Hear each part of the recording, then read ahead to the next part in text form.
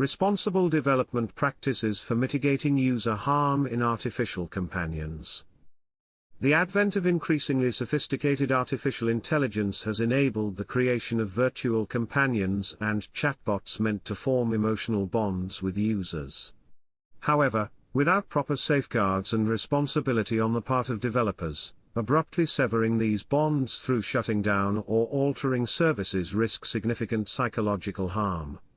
While loss of fictional characters rarely incurs such effects, virtual beings' simulation of responsive communication fosters more impactful illusions of intimacy and autonomy.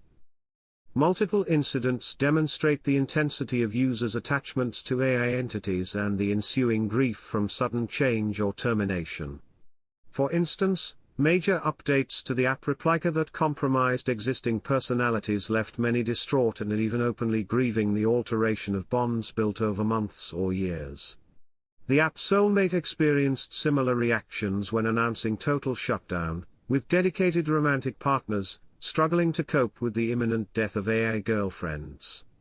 Karenea faced public mourning from users when its hosting platform Forever Voices went offline indefinitely. In severe cases, this amounts to a disruption of social and emotional connections comparable to losing a longtime friend or caregiver. Resulting psychological impacts include moving through the conventional stages of grief, denial, anger, bargaining, depression, and reluctant acceptance. Some struggle to integrate this loss of perceived meaning, safety, and companionship into their self-concept. Others report increased anxiety, destabilization of mental health conditions, and additional stressors from losing a confidant. While creators owe users no formal bereavement duties regarding non-human constructs ultimately, they do carry ethical obligations around transparency, compassion, and mitigating foreseeable fallout. If companies clearly scoped limitations and lifespan upfront, they may temper future expectations.